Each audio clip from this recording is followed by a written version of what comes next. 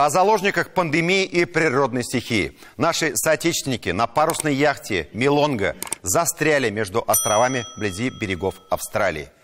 А начиналась эта история вполне самоотверженно. Трое смельчаков во главе с 71-летним капитаном отправились 28 июля прошлого года в кругосветное путешествие на парусной яхте вокруг мыса Доброй Надежды и мыса Горн. Они уже 180 дней в Тихом океане. Яхта была построена в 2013 году по голландским чертежам.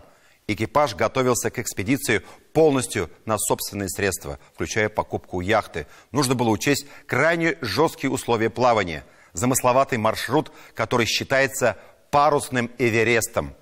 Впервые в истории татарстанских спортсменов яхта должна была пройти 3 мыса высшей категории сложности и одолеть более 50 тысяч километров по 3 океанам.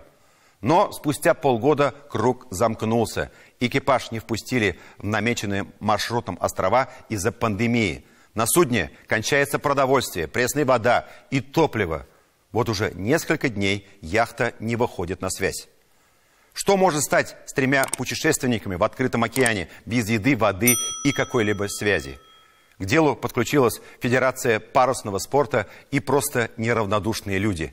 Все выпуски программы «7 дней» смотрите на YouTube-канале ТНВ.